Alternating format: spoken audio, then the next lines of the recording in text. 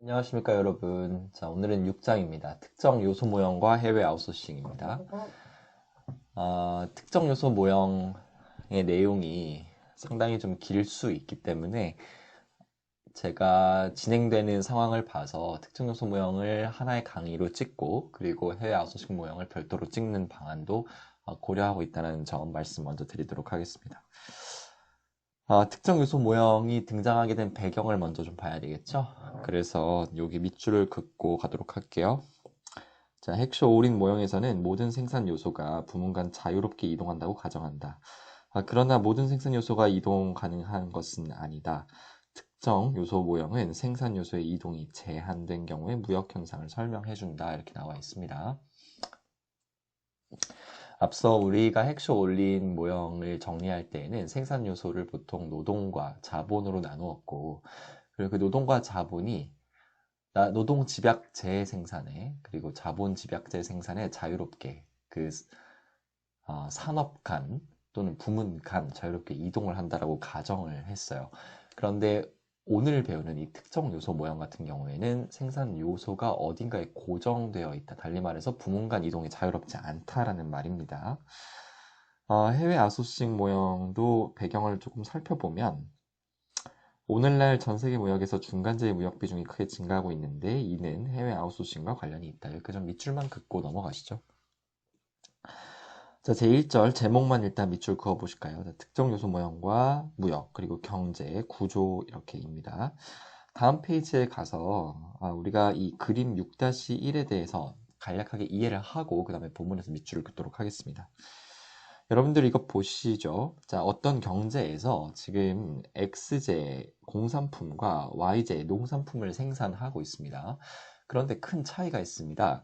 공산품에는 생산 요소가 두 개가 들어가는데 바로 자본과 노동이 들어가죠. 이에 반해 이 농산품에도 생산 요소가 두 개가 들어가는데 노동과 토지가 들어가고 있습니다. 우리가 지금 공부하고 있는 이 특정 요소 모형이라고 하는 것은 지금과 같이 노동과 같이 두 재화, 생산되는 두 재화에 동시에 들어가는 재화가 아닌 공산품에만 들어가는 자본, 그리고 농산품의 생산에만 사용되는 토지, 달리 말해서 이때의 자본과 토지를 이 특정 요소라고 합니다. 이해하셨죠? 자, 그럼 본문에 와서 우리가 밑줄을 좀 긋고 갈게요. 이 특정 요소 모형에서 이 그림에 의해서 자본이나 토지와 같이 특정 재화의 생산에만 이용되는 요소를 우리가 특정 요소 (specific factor라고 한다. 특정 요소인 토지와 자본은 다른 산업으로 이동할 수 없기 때문에 어떤 재화를 더 생산하기 위해서는 다른 산업에서 노동을 가지고 와야 한다. 따라서 한 재화의 생산이 증가하면 반드시 다른 재화의 생산은 감소한다. 다시 이 그림으로 한번 가볼까요? 어떤 연유인지는 모르겠지만 우리가 어떤 경제에서 X제, 달리 말하면 공산품의 생산을 증가시켜야 한다라고 상황을 가정해 봅시다. 그 경우에 지금 현재 K와 T는 고정되어 있죠. 그래서 이 농산품 생산에 투입되던 노동의 일부를 실례합니다. 공산품 생산으로 끌어와야 한다라는 거예요. 그러면 자연스럽게 토지는 고정되어 있고 농산품에 투입되던 노동은 줄어들죠.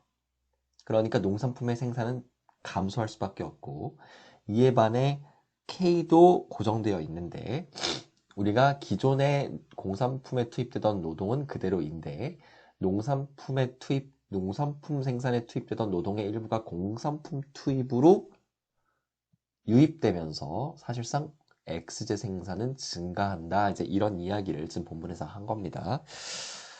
넘어가도록 하겠습니다. 여러분들 생산 가능 곡선 부분은 넘어가도록 하겠습니다.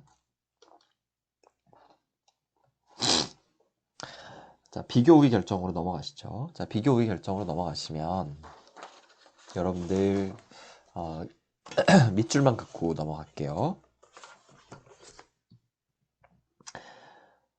국가의 요소 부존도에 따라 생산 가능 곡선의 모양이 달라진다. 자본 풍부국에서는 자본을 특정 요소로 하는 X제의 생산량이 상대적으로 많고, 토지 풍부국에서는 토지를 특정 요소로 하는 Y제의 생산량이 상대적으로 많다. 여기까지 밑줄 긋고, 그리고 핵쇼 오린 모형의 가정과 같이 양국의 선호체가 동일하다고 일단 가정을 해보자. 다음 페이지. 그림 6-2번 밑줄. 자, 지금 여기 X제, A국이 자본풍국이라고 했죠? 자, A국의 생산 가능 곡선이 지금 다음과 같이 그려집니다. 달리 말하면 이 X제화는 자본을 특정 요소로 하고 있다라고 우리가 볼 수 있겠어요. 반면에 이 B국 같은 경우에는 토지 풍부국입니다. 생산 가능 곡선이 이렇게 생겼네요. 자, 이때 알 수 있는 것은 이 Y제 같은 경우에는 토지를 특정 요소로 하고 있는 국가다. 이렇게 특정 요소로 하고 있는 재화다. 이렇게 볼 수 있겠죠. 자, 그래서 다시 돌아와서 이 부분 밑줄 한번 그을게요. 자, 그림에서 A국은 X제, B국은 Y제 각각 비교 우위를 갖는다. 달리 말하면 자본이 풍부한 A국은 자본을 특정 요소로 이용하는 X제 생산에 비교 우위를 갖기 때문에 A국은 X제를 B국으로 수출하겠죠. 자, 이어서 밑줄. 토지가 풍부한 B국은 토지를 특정 요소로 하는 Y제 생산에 비교 우위를 갖는다. 따라서 B국 같은 경우에는 Y제화를 A국에 수출한다. 이런 의미입니다. 그래서 여러분들이 지금까지 이제 밑줄 그은 것은 이 결론 때문에 밑줄을 그은 거예요. 자, 그래서 여러분들이 이 많은 밑줄을 그었지만 사실상 기억하셔야 될 것은 이 부분입니다. 자, 특정 요소 모형은 이처럼 상대적 요소 부존량에 의해 무역 패턴이 결정된다는 점에서 핵쇼오린 모형의 특수한 경우로 볼 수 있다. 이 부분만 기억하셔도 무관합니다. 달리 말하면 우리가 지금 핵쇼오린에서부터 지금 다 특정 요소 모형까지 이렇게 배우고 있는데 핵쇼오린과 특정 요소 모형은 사실상 무역 패턴 결정하는 과정이 같다라는 의미입니다. 달리 말하면 상대적 요소 부존량에 의해서 비교우위가 결정되고 그 비교우위가 있는 산업이 결국 그 국가의 수출 재화가 된다 이런 의미입니다. 그렇다면 핵쇼 오린 모형과 특정 요소 모형의 공통점이 지금 여기서 노출이 된 거예요. 그러면 다른 점들도 있겠죠? 앞으로 제2절 즉 재화 가격과 생산 및 소득 분배에서는 바로 이 차이점들을 배우게 됩니다. 그래서 넘어가시죠. 다음 절로. 여러분들은 이제 어디로 가시냐면 154쪽으로 좀 가보시죠. 자, 지금 그 154쪽에 이제 소제목이 3번인데 중간에 1번과 2번 소제목들도 있죠. 자, 이 부분은 결과적으로 우리가 배우게 될 154쪽, 155쪽에 소제목 3번, 소제목 4번의 결론을 도출하기 위한 일종의 도구라고 보시면 됩니다. 그래서 여러분들이 읽어는 보시되 이해가 안 되시더라도 부담 없이 그냥 넘기셔도 상관은 없습니다. 다만 제가 지금부터 설명드리는 이 소제목 3번과 4번에 대한 결론 부분은 여러분들이 반드시 논리 구조를 직관이든 아니면 제 설명을 통해서든 이해를 하시고 넘어가셔야 해요. 먼저 밑줄을 긋고 그 다음에 말씀을 좀 드리도록 하겠습니다. 자, 일단 이 부분을 좀 가기에 앞서서 여러분들께 한 가지 좀 말씀을 좀 드릴 게 있어요. 자, 특정 요소 모형을 지금 배우고 있죠. 지금 그 말씀드리는 어떤 논리 전개들이 다 현재 어떤 상황을 하나 가정하고 있는데요. 그 상황을 여러분들이 반드시 좀 아실 필요가 있어요. 그냥 상황을 하나 가정을 한 겁니다. 왜냐하면 이제 교과서에 나와 있는 이 글로만 읽다 보시면 여러분들이 이 사례와 사실은 적용을 동시에 하셔야 되는데 그러지 못하면 이해가 어렵고 휘발성이 좀 강할 수가 있습니다. 그래서 앞서 우리가 특정 요소 모형을 처음에 설명을 드릴 때 그 경제 구조를 봤던 기억나시죠? 자, 그걸 다시 한번 반복을 하겠습니다. 어떤 한 경제에서 공산품을 생산을 하기도 했고요. 또 여러분들 기억하시겠죠? 농산품을 생산을 하기도 했습니다. 통상 공산품을 X제, 농산품을 Y제라고 일단은 해볼게요. 특정 요소 모형은 어떤 논리 구조를 갖고 있었죠? 경제 구조를. 노동이라는 어떤 생산 요소는 공산품의 생산에도 사용이 되고 또 농산품의 생산에도 사용이 된다. 다시 말해서 투입이 된다라고 배웠었죠. 그런데 특정 요소, 달리 말하면 이 공산품에만 투입되는 특정 요소가 있었어요. 그걸 바로 우리는 자본이라고 이야기를 했었죠. 그 다음 이 농산품에만 투입되는 생산 요소가 있었는데 우리는 그것을 편의상 토지라고 했었습니다.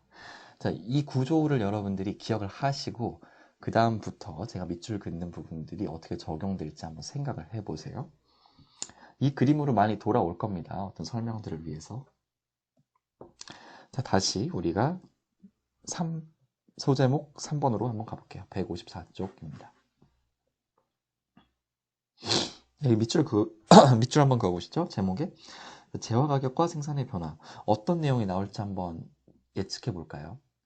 자, 재화 가격이 변할 때 생산은 어떻게 변할까 이렇게 나오겠죠?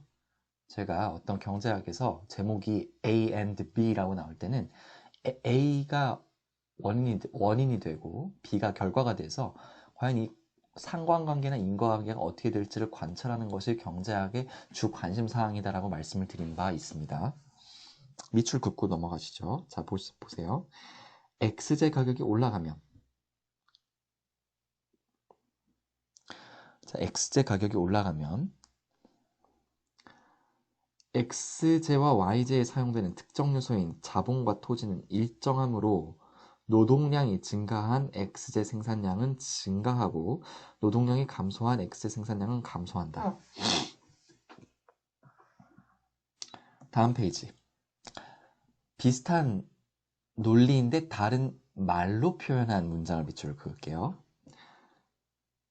X제 가격의 상승으로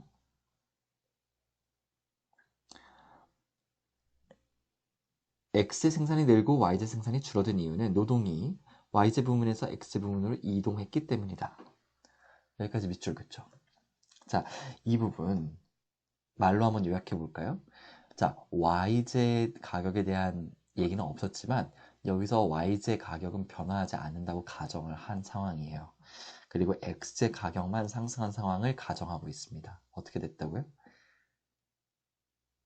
Y제 생산에 투입되었던 노동의 일부가 X제 생산을 하기 위해서 투입되면서 Y제 생산은 감소하고 X제 생산이 늘어났다. 지금 그 얘기하고 있죠. 다시 여기 일로 와서 적용을 한번 해볼까요? 제가 레이저로 한번 얘기해 볼게요. 보세요. 자, 자본과 토지는 지금 특정 요소로서 고정이 되어 있는 상황입니다. 그런데 어떤 상황이죠? X제화의 가격이 상승했어요. X제 가격이 상승했는데 왜 농산품 생산에 투입되던 노동의 일부가 공산품으로 올까요? 여기서는 필기를 하도록 하겠습니다. 자, 보시죠.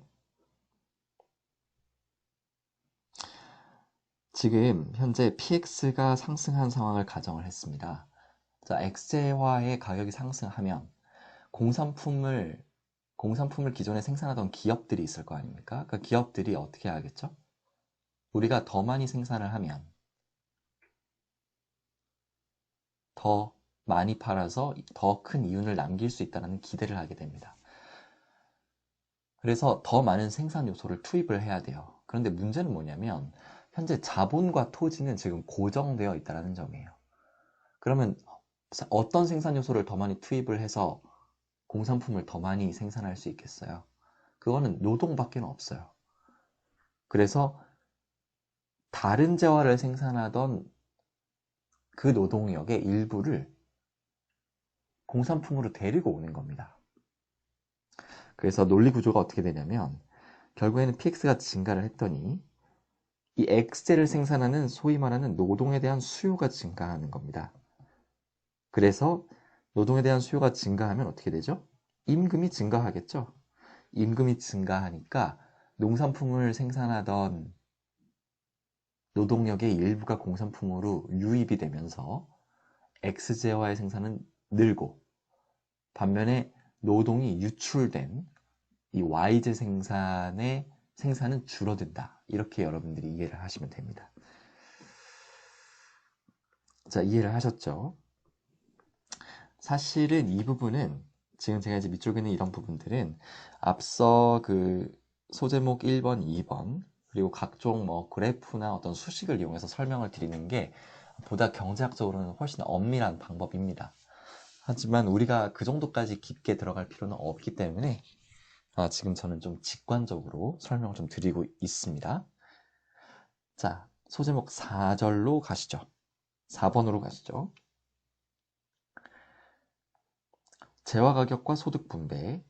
여기서는 제목이 두 개가 나와요. 하나는 명목보수라고 나오고 다른 하나는 여러분들 157페이지 아래로 가보시면 실질보수의 변화 이렇게 나옵니다. 먼저 이 명목보수와 실질보수에 대해서 명목과 실질에 대해서 제가 그 차이를 좀 설명을 먼저 드려야 할 것 같아요. 자, 필기로 한번 제가 간단하게 설명을 좀 드려보도록 하겠습니다. 여러분들 어떤 명목임금 여기서 이제 임금은 우리가 이제 웨이지라고 한번 해볼게요. 네. 명목임금과 실질임금이라는 단어가 나중에 지금은 이제 뭐 국제경제학을 하기 때문에 그 구분이 뭐 이렇게 많이 중요하지는 않습니다만 여러분들이 거시경제학을 공부하시게 될 때는 상당히 이 차이가 중요합니다. 차이점을 구별해내는 그런 역량이 중요합니다. 예시로서 한번 설명을 드려볼게요. 자, 여러분들이 2010년도 그리고 2025년도에 여러분들의 월급을 한번 가정을 해볼게요. 자, 여러분들의 월급이 400만 원이었고요. 2025년도에 여러분들의 월급이 뭐 600만 원으로 이렇게 상승을 했다고 한번 가정을 해봅시다. 뭐 직급 같은 거는 상관하지 마시고 그냥 내 임금이 올랐다 그냥 이렇게만 생각을 한번 해보세요. 그런데 여러분들이 이 2010년도에 이 400만 원으로 여러분들이 맥도날드에 가셔서 이 빅맥 세트를 한 400개 정도 구매할 수 있었다라고 한번 생각을 해보세요. 그런데 이 600만 원으로 다 써서 이 2025년도에는 이 빅맥 세트를 여러분들이 어떤 연유인지는 모르겠지만 한 350개밖에는 살 수 없었다. 이렇게 한번 가정을 해볼게요. 자, 이러한 상황을 우리가 뭐라고 표현을 하냐면 바로 명목임금은 증가했으나 실질임금은 감소했다. 이렇게 정리를 합니다. 달리 말해서 이 명목임금은 말 그대로 어떤 숫자 자체의 변화예요. 여러분들이 400만 원에서 600만 원으로 임금이 상승했다라고 하면 사람들이 너 임금 많이 올랐구나. 너 월급이 많이 올랐구나. 이러면서 반응을 하죠. 그때 이 반응은 명목임금을 기준으로 반응을 하는 겁니다. 그러나 이 실질임금은 재화로 측정을 합니다. 조금 어려운 말로 하면 구매력으로 측정을 한다. 이렇게 얘기를 할 수가 있어요. 달리 말해서 너가 그 돈을 다 썼을 때 얼만큼을 살 수 있는데 뭐 그런 의미예요. 그러니까 비록 2010년도의 월급이 2025년도에 비해서 200만 원이나 적지만 여러분들의 빅맥 세트 빅맥세트 이 월급을 다 썼을 때를 가정을 했을 때 빅맥세트를 2010년도에 50개나 더 살 수 있잖아요. 이럴 때는 실질임금 기준으로 보면은 사실은 2010년도가 여러분께 더 유리한 것이었죠. 자, 이런 어떤 차이가 있는 겁니다. 다시 이제 돌아와서 명목 보수의 변화. 우리가 보게 될 보수라고 하는 것은 여기서는 노동에 대한 보수, 달리면서 임금, 또 자본에 대한 보수, 흔히 임대료, 그리고 토지에 대한 보수, 이 세 가지를 보게 될 거예요. 그래서 관련해서 일단 밑줄을 긋고 이 부분도 필요한 부분에 한해서 설명을 드리도록 하겠습니다. 명목보수의 변화 보시죠. 재화 가격의 변화가 노동, 자본, 토지의 보수에 미치는 영향을 알아보자. 현재 우리는 어떤 상황을 가정할 것이냐면 Y제 가격이 변화가 없는 상태에서 X제 가격만 상승했다고 하자. 자, 이 상황을 우리가 가정하고 간다라는 거예요. 자, 여기에 밑줄 한번 그어보시죠. 제가 밑줄 긋는 거 따라서 그으세요. X제 가격이 올라가면 죄송합니다. 다음 페이지였습니다. 제가 잘못 체크했네요. 자, 157쪽 가셔서 밑줄 그을게요. X제 가격 상승이 요소의 보수에 미치는 영향을 정리하면 다음과 같다. 세 가지를 본다고 했어요. X제 가격 상승이라는 것은 상황이고, 우리가 가정한 상황이고, 임금이 어떻게 되는지, 자본의 보수가 어떻게 되는지, 토지의 보수가 어떻게 되는지, 달리 말해서 노동의 보수가 어떻게 되는지, 자본의 보수가 어떻게 되는지, 토지의 보수가 어떻게 되는지를 본다는 거예요. 자, 여기에 밑줄 한번 그어보시죠. X제 가격 상승 후 상황이죠. 자, 봅니다. 임금 올라간다. 여기까지만 체크하시죠. 그 다음 X제 특정 요소인 자본의 보수 올라간다. 여기까지만 체크하십시오. 그 다음 Y제 특정 요소인 토지의 보수 하락. 여기까지만 체크하세요. 지금 이 문장을 보시면 사실 우리가 체크하지 않은 부분들이 중간중간에 있습니다. 달리 말해서 우리는 지금 앞서 말한 이 세 가지, 노동의 보수는 올라가냐 하락하냐, 자본의 보수가 올라가냐 하락하냐, 토지의 보수가 올라가냐 하락하냐, 지금 이 방향성만 본 거예요. 이 문장 안에는 사실 올라간다면 얼마만큼 올라가는데 얼마만큼 하락하는데도 나와 있지만 우리는 거기까지는 신경 안 쓴다는 겁니다.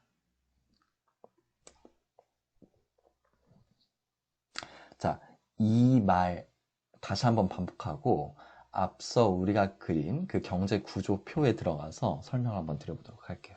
다시 보세요. 자, 특정 요소 모형을 지금 가정하고 있는 상황이고 Y제의 가격은 그대로인 상황에서 X제 가격이 지금 상승한 상황입니다. 자, 이때 노동의 보수는 올라갔다.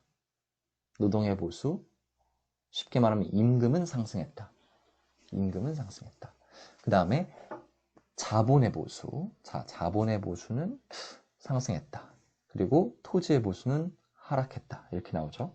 직관적으로 설명을 다시 한번 해볼게요. 자, 이 표로 다시 한번 가보시죠. 지금 어떤 상황이죠? 여러분들?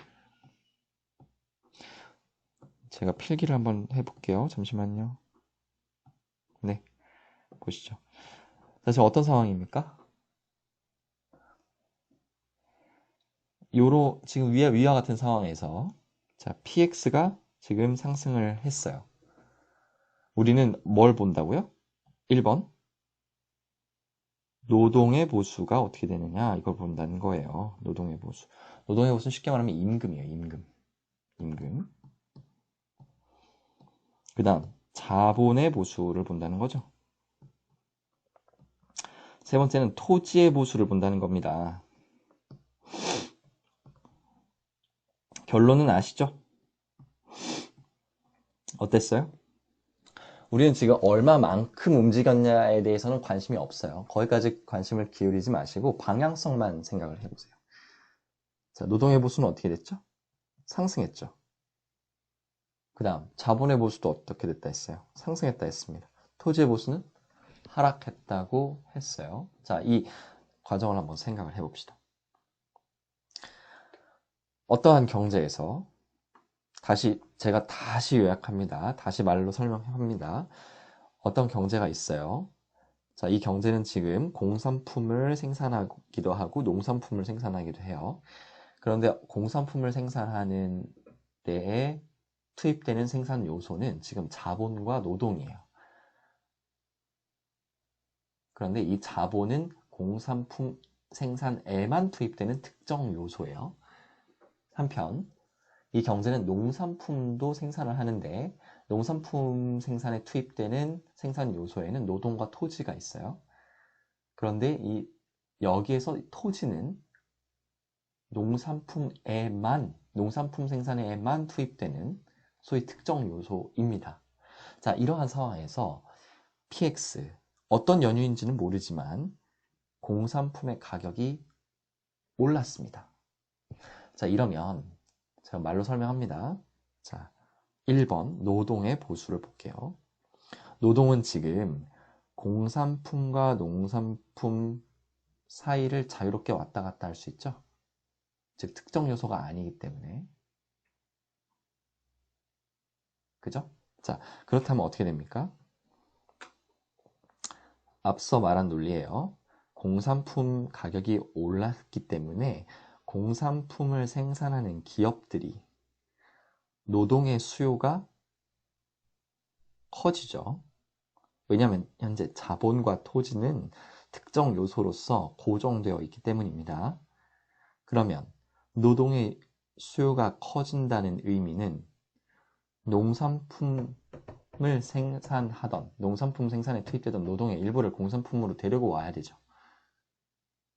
그러니까 노동의 수요가 커지면서 수요와 공급의 원리에 따라서 수요가 많아지니까 노동의 보수라고 하는 임금은 올라갈 수밖에 없겠죠.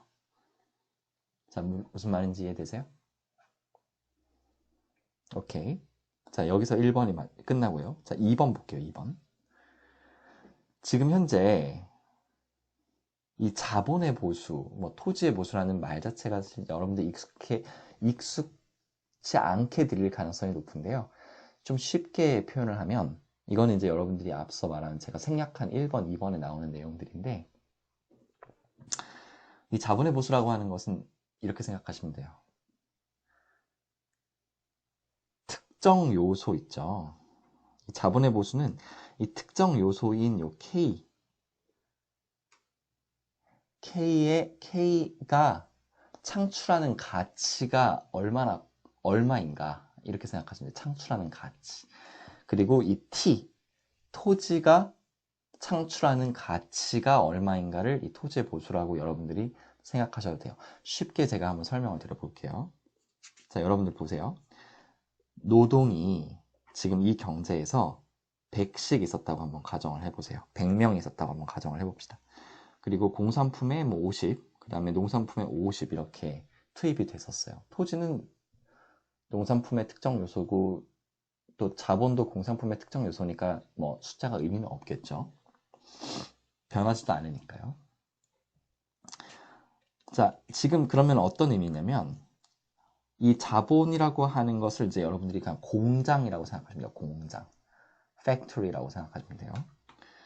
그런데 이 공산품 지금 현재 PX 가격이 오르기 전에 PX가 상승하기 전에는 50명이 공장에 가서 공산품을 생산을 했던 거예요. 50명이. 자, 그런데 앞서 제가 뭐라고 말씀드렸습니까? 자,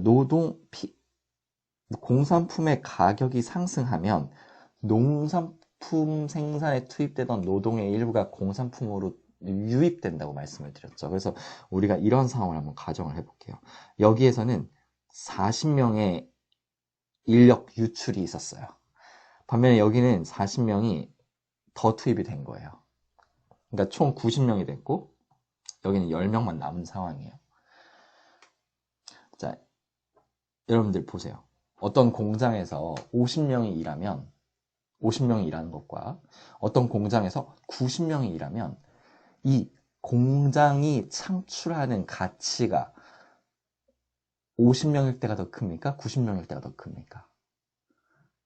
쉽게 말하면 90명이 더 크죠. 더 많이 들어가서 공장을 더 효율적으로 운영을 할 거 아닙니까? 그 의미가 바로 자본의 보수가 상승한다라는 이야기로 요약이 되는 거예요. 반면에 우리가 이걸 공장이라고 생각을 했는데 이 토지는 여러분들 한번 옥수수밭 같은 걸 생각을 한번 해보세요. 자, 옥수수밭이 엄청 크다. 뭐 100헥타르짜리의 어떤 농가다라고 상정을 했을 때 50명이 들어가서 일정 시간, 정해진 일정 시간에 옥수수를 채취하는 그 상황을 한번 상상을 해보시고 50명 중에 40명의 인력이 유출된 상황에서 10명만 남았을 때 같은 옥수수밭에서 일정 시간 옥수수를 지금 캐내고 있다라고 생각을 한번 해보세요. 그러면 어떤 상황에서 이 토지가 창출하는 가치가 더 높아요? 당연히 많은 사람이 일할수록 창출하는 가치가 높겠죠. 크겠죠. 달리 말하면 10명으로 노동이 유출됐기 때문에 현재 이 상황에서는 토지의 보수는 하락할 수밖에 없다. 이런 얘기를 하고 있는 겁니다. 이해가 되시나요? 달리 말해서 이 상황에서 정리를 하면 이러한 특정 요소 모형 우리가 지금 상정한 이런 상황에서 하이라이터를 제가 갖고 한번 말씀을 드려볼게요. 잠시만요. 자, 이러한 상황에서 공산품의 가격이 상승하면 어떤 이유인지는 모르지만 상승하면 공산품을 생산하는 기업들의 노동 수요가 증가하면서 전체적으로 임금은 상승하고 그리고 노동력의 일부가 농산품에서 공산품으로 옮겨오면서 자본이 창출하는 가치인 자본의 보수는 상승하고 반대로 노동이 유출되어서 적은 인력으로 토지를 일궈야 하는 이 토지의 보수, 즉 토지가 창출할 수 있는 가치는 기존보다 하락한다. 이렇게 여러분들이 생각을 하시면 됩니다. 지금 이 이야기가 앞서 우리가 봤던 여러분들 157쪽 다시 한번 가보시죠. 157쪽에 나와 있는 말이에요. 반복해 볼까요? X제 우리가 상정한 그 상황에서 X제 가격 상승이 요소의 보수에 미치는 영향 그 세 가지를 요약할 수 있는데 임금은 전체적으로 올라간다. X제 특정 요소인 자본의 보수도 올라간다. 그러나 Y제 특정 요소인 토지의 보수는 하락한다. 이렇게 정리할 수 있다는 겁니다. 이게 바로 명목이에요. 명목. 자, 그러면 지금 뭐 이런 X제 가격보다는 덜 올라가고 Y제 가격보다 더 올라간다. 이런 얘기는 여러분들 너무 이렇게 신경 쓰지 마세요. 네. 거기까지 이해를 하실 수 있으면 다행인데 네, 그것까지 필요하지는 않을 것 같습니다. 자, 실질 보수의 변화는 밑줄만 좀 긋고 갈게요. 실질 보수의 변화 여기 여러분들 제목에 밑줄 그으시고 158쪽으로 한번 가보실까요? 여러분들 페이지가 안 보이시죠? 이렇게 한번 할게요. 자, 158쪽으로 가셔서 어디에 밑줄을 그으시냐면 노동자들이 어떤 재화를 더 많이 소비하는가에 따라 이익을 얻을 수도 있고 손해를 볼 수도 있다. 그러므로 노동자들의 실질 보수가 증가하는가 또는 감소하는가에 대해서는 명확한 판단을 내릴 수 없다. 자, 여기 노동자에 대한 이야기들을 하고 있어요. 달리 말하면 임금에 대한 이야기를 하고 있는 것이죠. 자, 그 다음 어느 재화로 측정하든지 자본의 실질 보수는 올라간다. 여기 밑줄 그으시고, 그리고 어느 재화로 측정하든지 토지의 실질 보수는 하락한다. 여기에 밑줄 한번 그어보시죠. 자, 이 내용을 사실 이해하기 위해서는 앞서 제가 생략하고 넘어간 이 157쪽에 임금이 올라가지만 얼마만큼 올라가고 뭐 누구보다는 덜 올라가고 이런 내용들까지 이해를 하시기는 해야 돼요. 그래서 제가 이 부분은 밑줄을 긋는 대신에 앞서 우리가 봤던 이 예시에서 그냥 이야기로 설명을 풀어드릴게요. 직관적으로. 그리고 이 실질 임금에 있는 앞서 말한 158초의 결론은 여러분들이 그냥 암기를 해주시는 게 좋을 것 같아요. 원래는 엄밀하게 설명을 드리려면은 지금부터 설명드리는 이 직관적인 어떤 이해 내용을 수식으로 풀어서 증명을 하실 줄 아셔야 되지만 우리는 그 부분까지는 가실 필요가 없기 때문에 이야기로 만들어 드리겠습니다. 자, 이 직관적인 설명이 이해가 안 되시면 이 부분도 넘어가셔도 상관이 없어요. 한번 보시죠. 자, 여러분들 앞서 제가 임금은 상승한다라고 말씀을 드렸어요. 그죠? 그런데 한번 이렇게 생각을 해볼까요? 만약에 자, 지금 다시 상황을 한번 생각을 해보세요. 공산품의 가격이 지금 상승한 상황입니다. 그죠? 네, 공산품의 가격이 상승한 상황이에요. 그런데 여기에 있는 기업들이 예를 들어 상승을 했어요. 근데 여기에 있는 기업이 노동 수요, 달리면서 자본과 지금 토지가 고정된 상태니까 노동에 대한 수요가 증가해서 임금을 올리는 상황이죠. 그런데 만약에 이 PX 상승분이 있겠죠? 뭐 예를 들어 PX가 뭐 10% 정도 상승을 했다라고 생각을 해보세요. 그런데 이 임금을 10% 이상 상승할 수 있을까요? 자, 기업의 목적은 뭐죠? 기업의 목적은 공산품의 가격이 올랐기 때문에 이거를 팔면 이윤을 남기기 위한 건데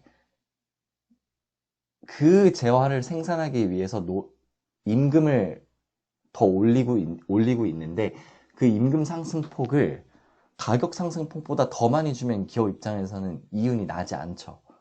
그러니까 PX보다는 PX 가격의 상승분보다, 달리 말해서 공산품 가격의 상승분보다는 적게 올릴 수밖에 없다는 거예요.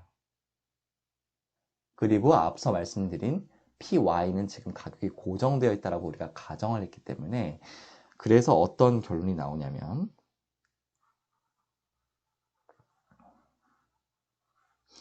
이렇게 한번 표현을 해볼까요? 그러니까 노동 보수의 상승폭을 그냥 편의상 이렇게 표현을 할게요. 원래는 알파벳이 있지만 이거는 PX의 상승폭보다는 작고 PY는 사실상 우리는 0이라고 가정을 했기 때문에 뭐 PY 상승폭 자체는 PY의 상승폭이 0이라고 가정을 했기 때문에 PY 상승폭보다는 크다 이렇게 우리가 생각을 할 수 있다는 거예요. 자, 아시겠죠? 자, 그 다음에 이 자본의 보수랑 토지의 보수 부분은 여러분들이 결론을 좀 암기해 주시면 좋은데 이렇게 한번 생각을 해보시죠. 자, 앞서 우리가 결국에는 이 공산품을 생산하는 기업들의 노동 수요가 커짐에 따라서 사실상 농산품을 생산하던 노동의 일부가 공산품으로 들어간다고 했어요. 그래서 이 K, 달리 말하면 공장이 창출하는 가치가 훨씬 더 늘어났다. 그런 표현을 했었죠. 그리고 반대로 노동이 유출된 토지가 창출하는 가치는 이전보다 많이 하락했다 이런 말을 했는데 여기서 여러분들이 이제 기억하셔야 될 부분은 이겁니다. 결론부터 한번 적어볼게요. 결론은 뭐냐면 이 P 보세요. 이 K의 K 보수, K의 보수 같은 경우는 PX의 상승폭보다 훨씬 더 크다는 점이에요. 이해가 되실까요? 이해가 안 되시면 그냥 암기해 주시기를 바라도록 하겠습니다. 그리고 앞서 말한 토지의 보수 같은 경우는 그냥 절대적으로 하락한다. 그냥 이렇게 하락한다 이렇게 보시면 돼요. 우리가 이제 그 실질 임금, 실질 보수의 변화를 보다가 갑자기 이쪽으로 왔는데 이 내용이 조금 이해가 되지 않으시다면 이런 결론이 앞서 밑줄을 긋지 않은 그 얼마만큼 상승하고 얼마만큼 하락했냐에 대한 내용을 조금 이렇게 직관적으로 한번 설명을 해본 내용들이죠. 여러분들 그러면 다시 158쪽으로 한번 돌아가 보시죠. 자, 158쪽의 내용을 다시 한번 설명을 드릴게요. 이제는 다시 반복해 볼게요.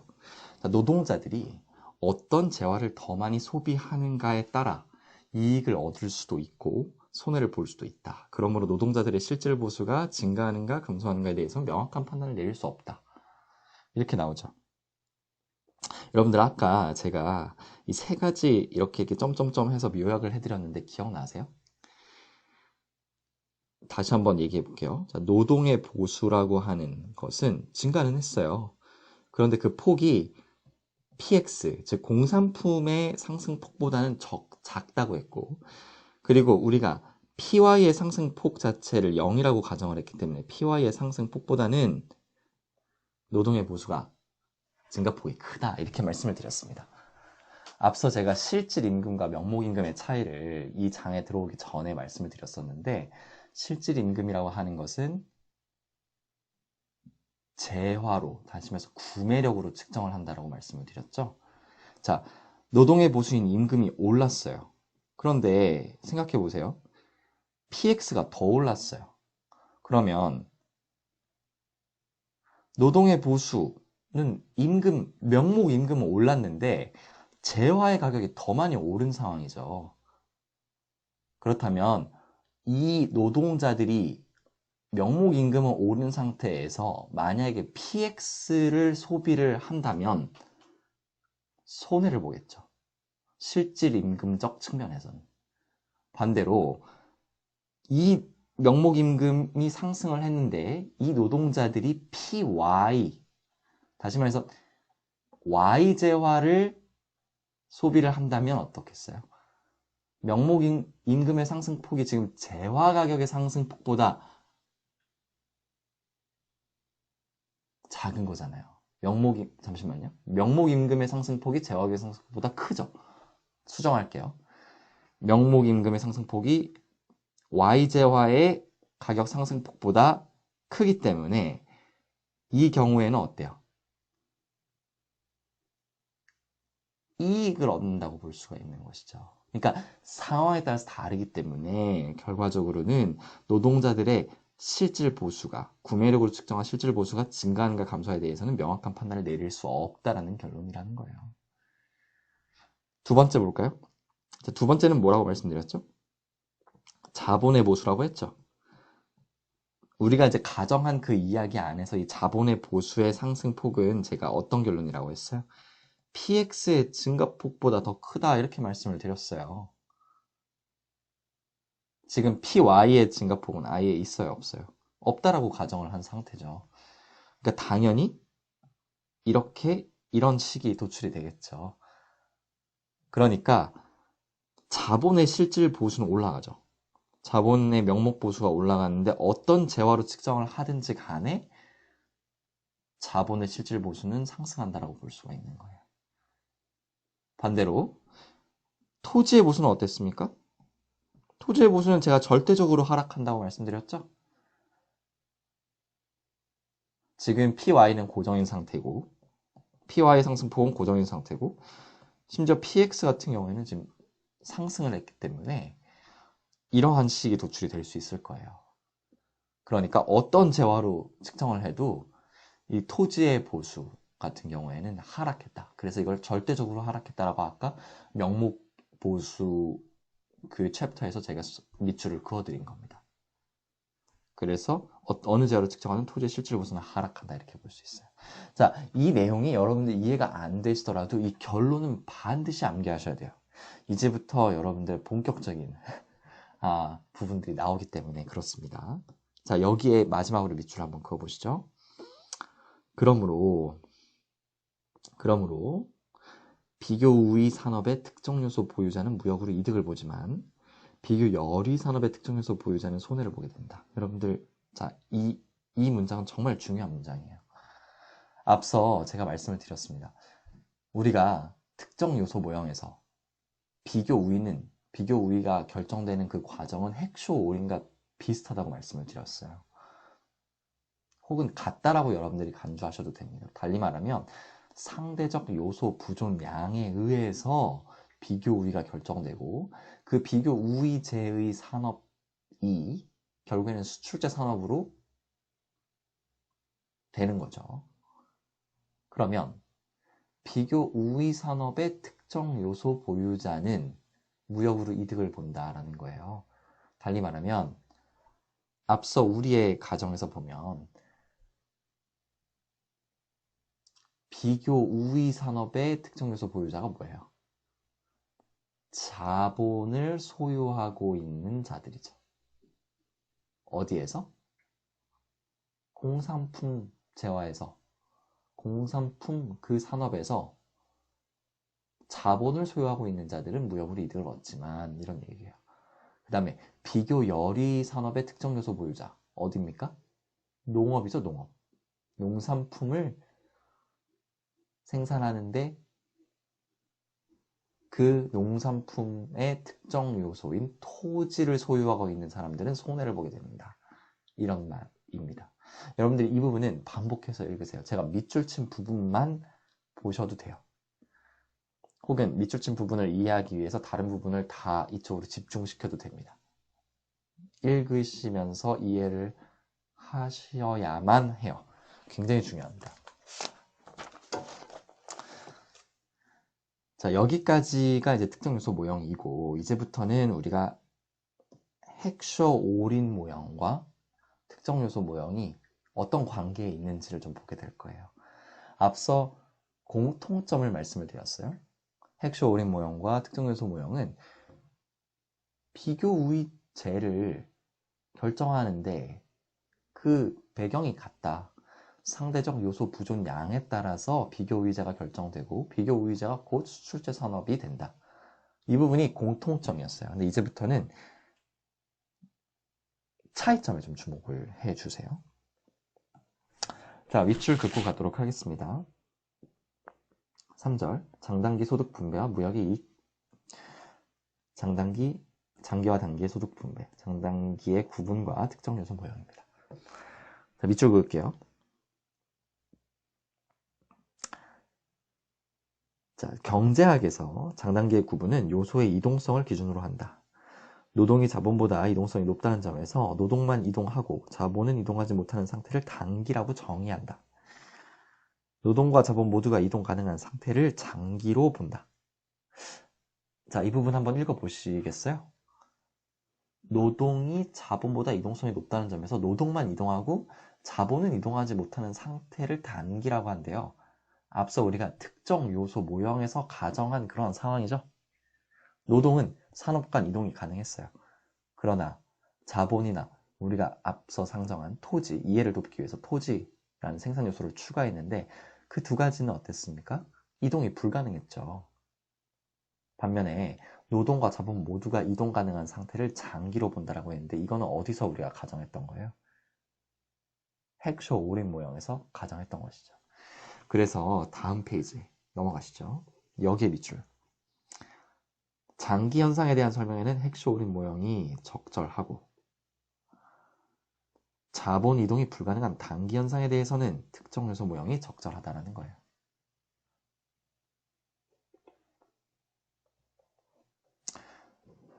자, 그 다음 밑줄. 무역의 장단기 소득 분배 효과. 달리 말하면 이런 얘기예요.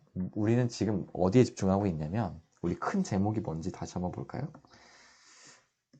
160쪽 큰 제목 보세요. 장단기 소득 분배와 무역의 이익.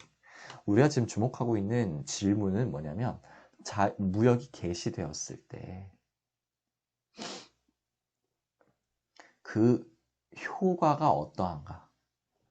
그 소득 분배가 지금 어떻게 되는가? 이걸 보고 싶은 거예요. 우리는 리카도 모형까지만 하더라도 어떤 내용을 배웠어요? 그리고 헥쇼 올인의 초반부까지는 어떤 내용을 배웠죠? 무역을 하면 양국이 이익을 얻는다, 이 정도까지만 배웠어요. 그런데 지난 시간에 5장을 배울 때는 뭘 배웠죠? 그 이익이 한 국가로서는 총액적으로는 이익인데, 한 국가 안에서 누구는 손해를 보고 누구는 이득을 보는데, 그 손해의 크기를 이득이 상쇄할 만하니까 한 국가의 무역의 이익이 플러스다, 이런 말씀을 드렸어요. 그리고 방금은 특정 요소 모형을 통해서 또 다른 어떤 손해와 이득이 구분되는 지점을 배운 거예요. 이제는 무슨 말이에요? 자유무역이 개시되었을 때 단기적으로는 특정 요소 모형을 활용해서 그 국가 안의 다이나믹스, 아주 동적인 이익과 손해의 구분을 우리가 분석을 해보고, 그 다음에 장기에서는 핵쇼 오링 모형을 활용해서 그 국가 안에서 일어나고 있는 무역에 따른 이익과 손해를 구분해 보겠다, 이런 의미입니다. 그래서 요약을 하는 거예요. 자, 요약하면 갈게요. 자, 단기적으로 나오고 다음 페이지는 장기적으로 이렇게 나올 거예요. 밑줄 그어보시죠. 수출제 부문에 사용된 자본의 보수는 절대적으로 상승하고 수입제 부문에 사용된 자본의 보수는 절대적으로 하락한다. 그러므로 자본가들은 수출제 산업과 수입제 산업 중 어디에 속하는가가 자유무역에 대한 견해가 달라지는 지점이다. 반면 노동자들은 손익 여부는 명확하지 않다. 여기에 밑줄. 자, 그 다음 페이지 가보시죠. 자, 다음 페이지에 장기효가 나오죠. 자, 장기효가 봅시다. 장기효과의 밑줄. 장기 균형에서 요소 보수의 변화는 스톨퍼 사멜슨 정리를 따른다. 풍부 요소의 실질 보수는 올라가고 희소 요소의 실질 보수는 하락한다. 여기까지 밑줄. 자, 지금 앞서 여러분들이 복습하실 때 여기에 뭘 체크하시냐면,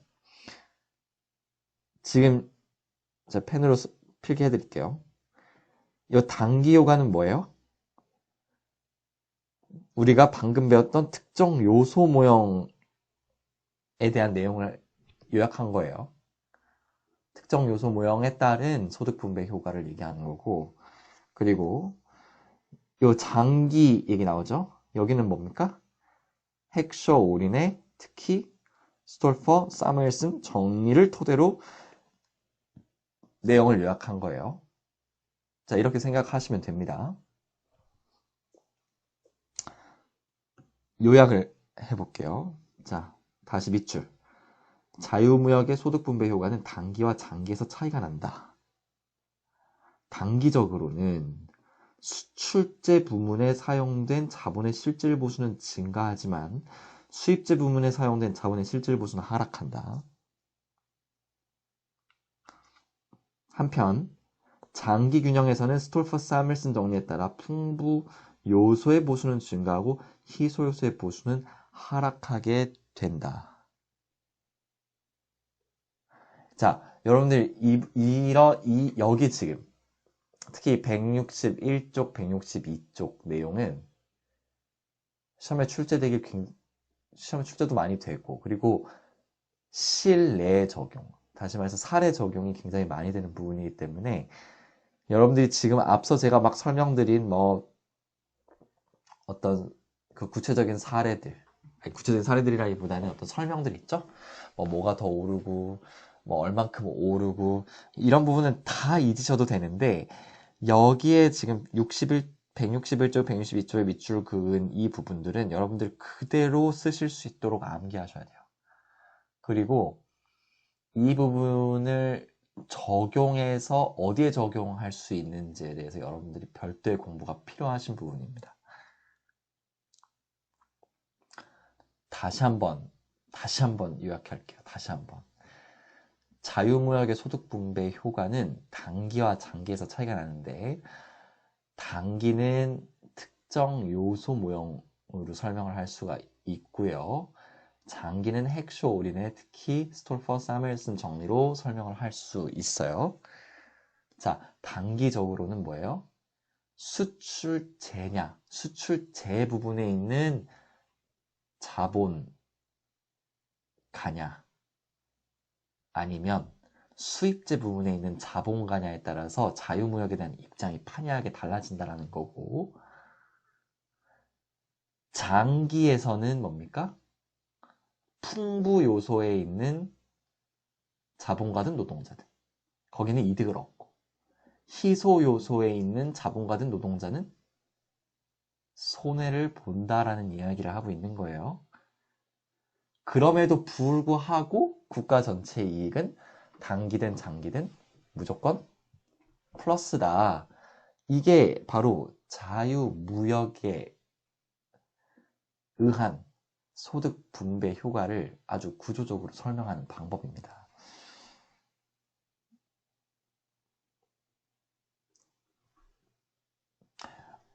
처음 들으면 어려울 거예요. 머릿속에 헷갈리고 여기서 말하는 자본가가 도대체 무슨 말이야?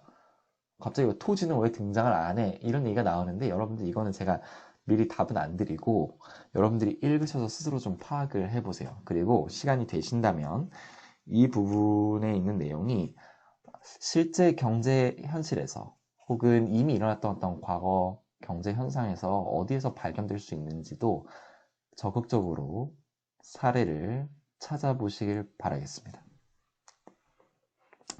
넘어갈게요. 자, 이 장단기 무역의 이익이 이렇게 나옵니다. 여기는 결론만 밑줄을 긋고 가도록 할게요.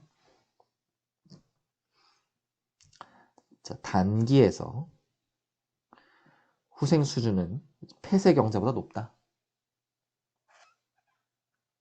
그 다음 장기에서 후생 수준은 단기에서보다 더 높아진다. 밑줄. 부문간 요소의 이동성이 높은 국가일수록 짧은 시간 내에 무역의 이익을 극대화할 수 있다. 여기 지금 그래프가 나와서 막 설명을 하는데 우리는 그래프는 필요가 없습니다. 그런데 여러분들이 기억하셔야 될 것은 뭐냐면, 제가 설명을 좀 드릴게요. 지금 어떤 얘기예요? 후생 수준, 무역의 후생 수준이라고 할 때 1번 폐쇄 경제일 때, 2번 개방 경제일 때. 그죠? 폐쇄 경제일 때보다 개방 경제일 때가 후생 수준이 더 높다라는 이야기고, 이 개방 경제를 나눌 수가 있는데 단기일 때보다는 또 장기일 때 더 이득이 크다. 그래서 후생 수준이 더 크다. 이런 얘기죠. 그 이유가 뭔지를 한번 생각을 해 볼게요. 앞서 여러분들 제가 4장에서 핵쇼 오린 티어리 설명을 드릴 때 이런 말씀을 드린 적이 있습니다. 이 장에서 여러분들이 반드시 그릴 수 있는 그래프가 하나 있어야 한다 하면서 설명을 드린 그래프가 있어요. 그리고 그 그래프의 내용을 토대로 제가 뭘 설명을 드렸냐면, 무역의 이익이라고 하는 것은 두 가지로 나뉜다 라고 말씀을 드린 바 있습니다. 기억나시나요? 기억이 안 나시겠죠? 자, 무역의 이익이 나눈다고 했어요. 그 무역의 이익이 어떻게 나누어졌습니까? 특화의 이익과 교환의 이익으로 나누어졌었죠? 보세요. 폐쇄경제일 때의 특징이 뭐였습니까? 생산점과 소비점이 같았죠. 생산점과 소비점이 같았었어요. 근데 개방경제일 때 특징이 뭐였냐면 생산점과 소비점이 달라졌어요. 그 이유는 뭡니까? 생산점은 특화 생산을 하기 시작하기 때문에 그래요. 어떤 국가와 자유무역을 개시한다는 것은 비교 우위제를 찾았다는 거예요. 그리고 그 비교 우위제를 나중에 수출하기 위해서 그 비교 우위제를 특화 생산했다는 의미예요. 여기에 뭐가 있냐면 특화라는 게 들어가요. 그 다음 소비가 또 달라지죠. 생산점과 소비점이 달라지는데 소비점은 어떻게 해석할 수 있죠? 그 특화한 생산 지점에서 비교 우위제의 일부는 다른 상대 국가로 수출을 하고 그리고 그것으로 벌어들인 돈으로 상대국이 효율적으로 생산했던 그 재화를 수입해서 사실상 후생수준이 더 높아진다라고 우리가 배운 적 있어요. 그래서 이것을 교환의 이득이라고 제가 말씀을 드린 바 있습니다. 다른 말로 무역의 이익은 특화의 이익과 교환의 이익으로 나눈다 이렇게 말씀을 드렸어요. 그런데 그러면 여기도 마찬가지겠죠? 지금 폐쇄 경제에서는 생산점과 소비점이 같아요. 달리 말해서 특화도 없고 교환도 없어요. 근데 이 개방 경제로 들어오면서 이제 특화도 있고 교환도 있는 거예요. 그러면 단기에서는 어떻겠습니까? 특화도 있고 교환도 있겠죠. 개방 경제니까 무튼 간에. 장기에도 뭐가 있겠어요? 특화도 있고 교환도 있겠죠. 그런데 이 단기에서 생각을 해보세요. 앞서 단기와 장기를 어떻게 구분했죠? 경제학적으로. 경제학에서의 단기는 노동은 자유롭게 이동을 해요. 그런데 자본, 공장, 설비, 기계 이런 것들은 이동이 불가능한 거예요. 그러면 근데 장기는 노동은 물론이거니와 제가 앞서 말씀드린 뭐 공장, 기계, 설비 이런 것들이 다 산업 간 혹은 부문 간 이동이 자유롭다라는 것이죠. 그 의미는 뭡니까? 단기에서 비교 우위제 일단 개방 경제가 됐다는 것은 뭐예요? 내가 어디에 특화를 해야 되는지를 안다는 거죠. 그 국가가. 그리고 나서 생산을 그 특화 생산을 할 거예요. 그 재화에 대해서. 그런데 지금 노동력은 이동이 자유로우니까 비교 열의제에 있던 노동이 어때요? 비교 열의제에 있던 노동이 비교 우위제에 있는 노동으로 투입이 빠르게 된다는 거예요. 그런데 자본은 그대로 있는 거예요. 그 비교 열의제에. 그러니까 특화가 되기는 하는데 좀 부분적으로 된다. 우리가 이렇게 얘기를 할 수 있겠죠. 특화가 부분적으로 되니까 실질적으로 어때요? 그 교환도 어찌 보면 부분적으로 된다라고 할 수 있을 겁니다. 근데 장기에서는 어떻죠? 예전에 비교 열의제에 있던 자본도 이제는 아주 빠르게 비교 우위제로 활용이 될 수 있는 거예요. 비교 우위제의 생산에 투입이 될 수 있는 거예요. 그 자본 요소가. 그러니까 특화가 앞서 말한 단기에서보다는 훨씬 더 빠르게 되겠죠. 그리고 훨씬 더 효율적으로 되겠죠. 그러니까 이득이 폐쇄경제일 때보다는 개방경제일 때. 근데 개방경제 안에서는 단기일 때보다는 장기일 때. 이 차이가 뭐죠? 단기와 장기의 차이가? 결국엔 부문 간의 이동 가능성이 얼마나 높은지에 따라서 달려 있는 거죠. 그래서 앞서 이 말이 나오는 거예요. 다시 한번 밑줄 그어볼게요. 부문 간 요소 이동성이 높은 국가일수록 짧은 시간 내에 무역의 이익을 극대화할 수 있다. 이렇게 얘기를 하는 거죠. 여러분들 이 표현 너무 중요합니다.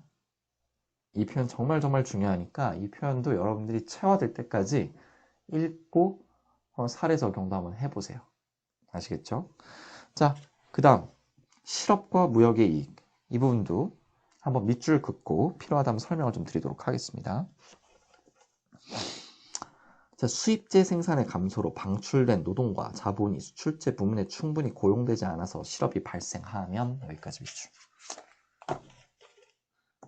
그 다음 164쪽. 이러한 실업은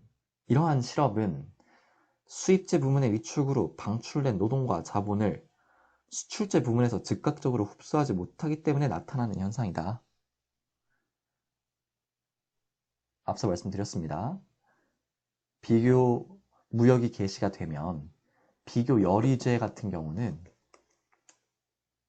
경쟁력이 떨어지죠. 하락할 수밖에 없어요. 그럼 거기에 사용되던 노동과 자본이 수출제, 달리 말해서 비교 우위 산업으로 빠르게 들어올수록 좋은 거죠. 그런데 그러지 못하는 경우에는 실업이 발생한다. 그러나 장기적으로는 뭐라고 했어요? 장기적으로는 다 흡수될 수 있다고 했죠.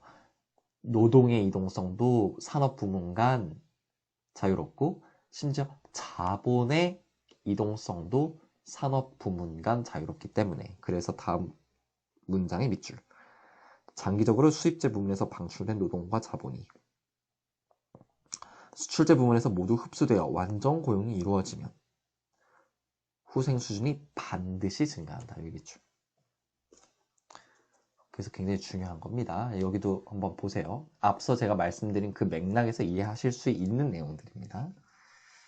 그 다음 페이지 갈게요. 자, 그 다음 페이지 여기에 밑줄 한번 그어보시죠.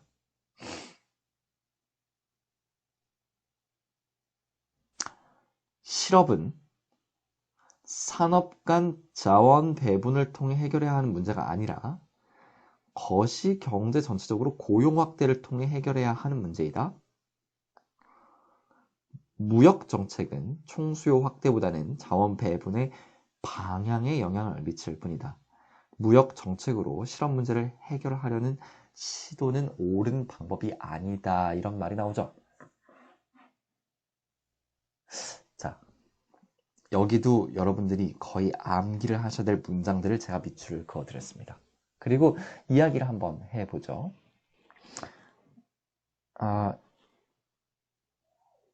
일단 여기 한번 보시죠. 제가 그냥 한번 이야기를 좀 해보려고 하는데요. 자, 무역 정책으로 실업 문제를 해결한다.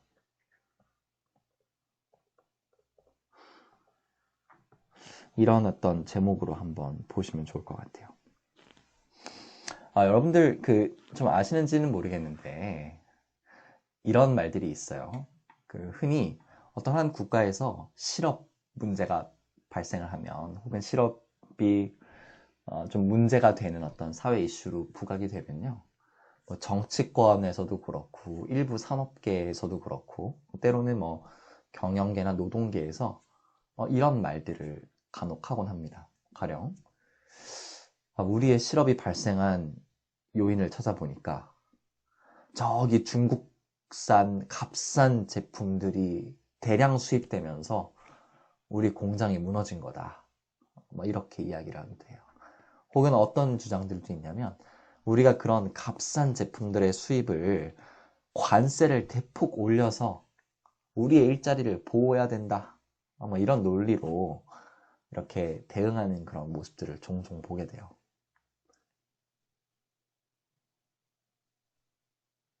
그럴 수 있죠.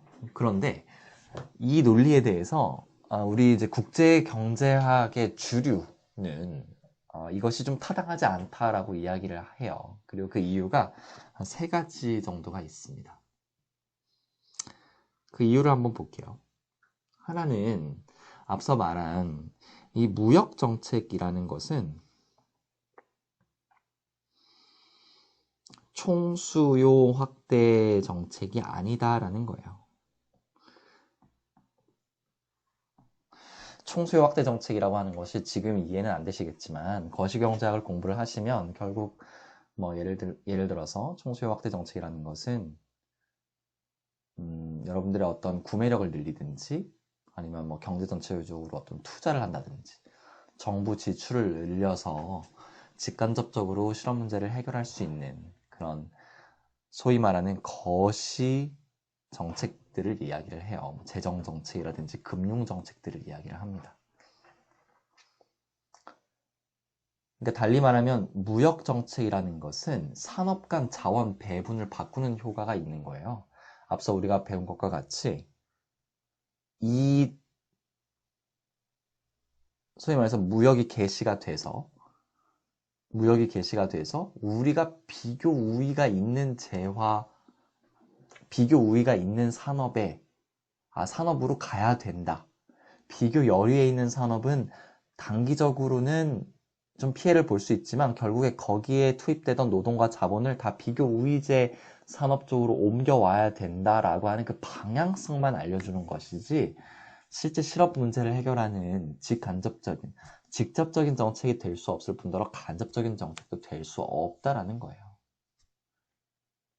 달리 말하면 무역 정책이라는 것은 비교 우위 원리에 따라서 어떤 산업이 성장해야 되고 어떤 산업이 사양화되어야 하는지를 구분하는 그런 역할밖에 하지 않는다. 라고 하는 아주 원론적인 이야기로 경제학자들은 반박을 해요. 두 번째는 이런 논리들도 있어요. 풍선 효과입니다. 풍선 효과. 여러분들 풍선은 그 안에 질량이 고정되어 있어요. 그래서 생각을 해보시면 이 풍선의 어떤 한쪽을 여러분들이 눌러서 쭉 들어가면은 다른 쪽에서 부풀어 오르죠. 그만큼. 여러분들이 누른 만큼 부풀어 오릅니다. 그러니까 질량이 같아요. 다른 말로 하면 여러분들이 무역 정책으로 특정 산업의 일자리를 보호해도 결국에 다른 산업이 그만큼의 피해를 받을 수밖에 없다라는 거예요. 설명을 한번 드려볼까요? 여러분들이 미국 대통령이라고 한번 생각을 해보세요. 미국에는 한 2000년대 초반부터 중국산 값싼 철강들이 수입되기 시작을 합니다. 그러니까 미국 안에 있는 이 철강 업체들이 굉장히 불만이 많았어요. 왜냐하면 가격 경쟁력에서 열위에 있다 보니까 계속 정부에 로비를 했단 말이에요. 우리 철강에 대한 관세, 대중국 관세를 좀 올려서 우리 철강 산업 노동자들, 자본가들 다 보호해 줄 수 없냐 이렇게 이야기를 한 거예요.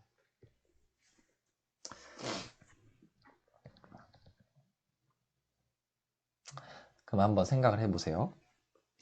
철강 산업을 보호하기 위해서 여러분들이 대중 관세 혹은 전 세계를 대상으로 철강 관세를 아주 높게 매겼어요.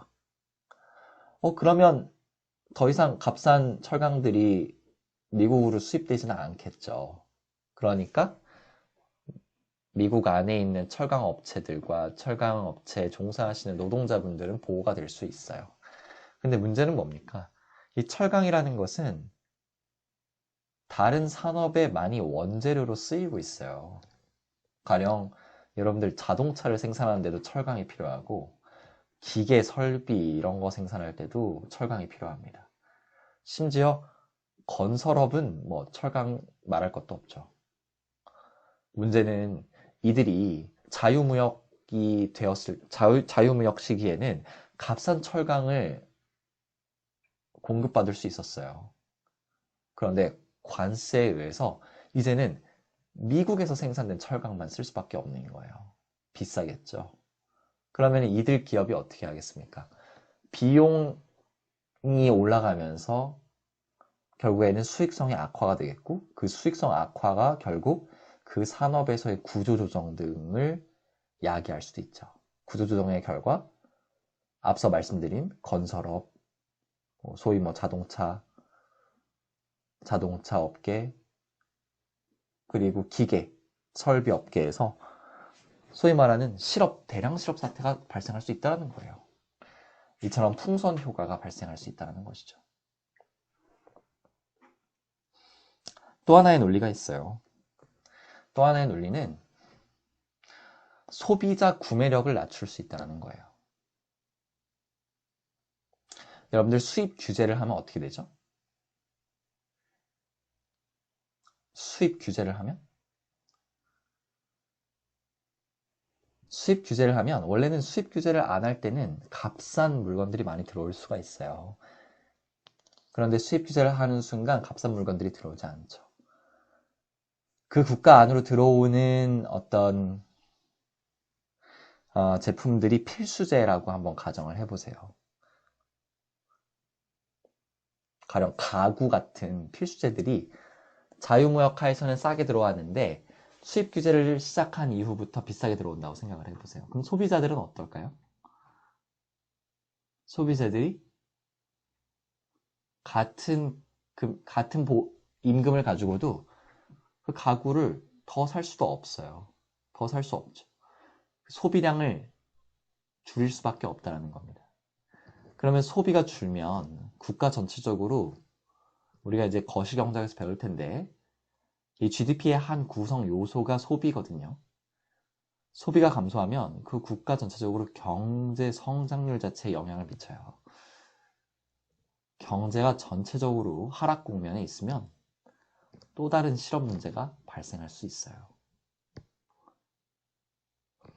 이런 어떤 여러 가지 이유들로 우리가 무역 정책으로 어떤 실업 문제를 해결하면 안 된다라고 국제경제학의 주류는 이야기를 하죠. 우리는 이제 이 논의까지만 하시면 돼요. 사실은 이 안에 뭐 정치학이나 사회학, 각종 뭐 국제 정치 경제학까지만 도입돼도 이런 논리들이 뭐 반박받을 수 있는 여지는 충분히 있지만 적어도 우리는 국제 경제학 안에서 논의를 하고 있기 때문에 이러한 어떤 경제학계의 어떤 주류 생각들을 좀 가지고 있는 것 혹은 받아들일 필요가 있는 것은 필요하다고 생각을 합니다.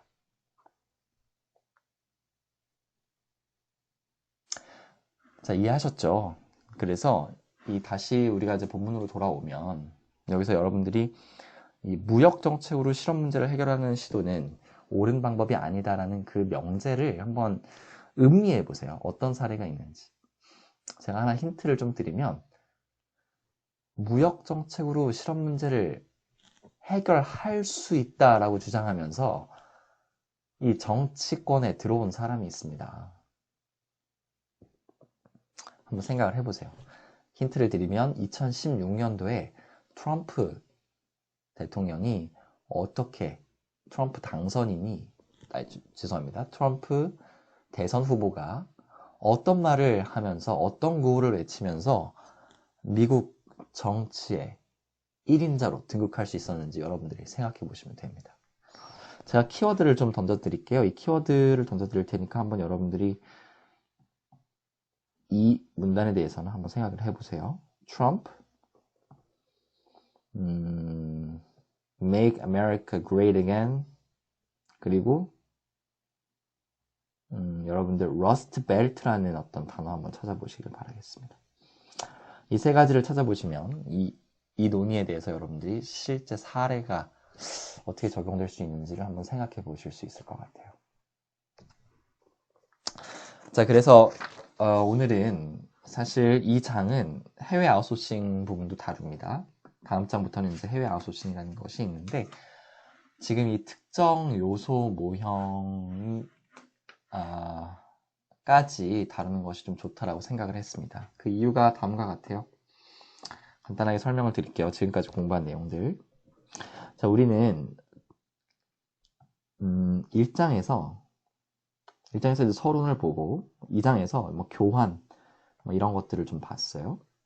3장에서는 우리가 리카도의 비교 우위 모형을 좀 봤고요. 4장에서는 핵쇼 올린 티어리를 봤습니다.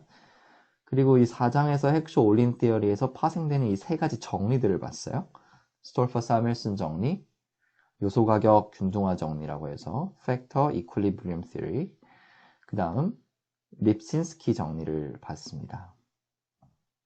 그리고 6장에서 지금 이제 특정 요소 모형을 봤고요. 그리고 6장에 이제 다음 시간에 배우게 될 이제 해외 아웃소싱 모형이 있고, 예고를 드리자면 이 7장 같은 경우에는 뭐 각종 산업 내 무역에 있는 여러 가지 이론들을 배우게 돼요. 그리고 이제 8장은 좀 기타 이렇게 되는데 우리 교재는 그런 것들을 좀 이렇게 명시하지는 않았지만, 명시적으로 서술하지는 않았지만, 지금까지 배운 이 교환은 이제 어떻게 보면 무역의 기본이라고 볼 수 있어서 여기에 이제 끊으시고, 그 다음에 여기에서 이렇게 끊어주시는 게 좋습니다. 그리고 뭐 한 7장, 8장까지 이렇게 끊어주시는 게 좋은데, 우리가 흔히 국제경제학에 지금 교재로 뭐 한국에서도 그렇지만은 뭐 전 세계적으로 많이 쓰이는 교재가 뭐 크루그만 교재, 그리고 도미닉 살바토레 교수님, 뭐 이런 분들 교수님들의 책들이 좀 많이 쓰여요. 근데 이 책의 구분에 의하면 이 리카도 비교 우위 모형, 그 다음에 핵쇼 올린 모형, 그리고 특정 요소 모형까지를 우리가 하나의 묶음으로 이렇게 묶고 있고, 그리고 해외 아웃소싱, 그 다음에 산업 내 무역에 있는 다양한 이론들, 뭐 요 8장까지를 또 하나의 큰 그룹으로 묶고 있습니다. 그걸 뭐라고 얘기를 하냐면, 우리가 여기서 이제 traditional trade theory라고 이렇게 묶어요. 그래서 여기가 이제 전통적 무역 이론들인 거예요. 그리고 여기를 우리가 소위 말하는 현대적 무역 이론이라고 이야기를 해요. Contemporary Trade Theory 이렇게 얘기를 합니다. 그래서 제가 오늘 이 해외 아웃소싱까지는 다루지 않았어요. 해외 아웃소싱은 제가 별도의 녹화본을 찍어서 여러분들에게 제공을 하겠습니다. 그래서 이 특정 요소 모형은 어떻게 보면 핵쇼 올인의 연장선이다 이렇게 생각을 해주시는 게 좋습니다. 트래디셔널 티어리에서 가장 중요한 것이 무엇이냐라고 한다면 핵쇼 올인 티어리예요.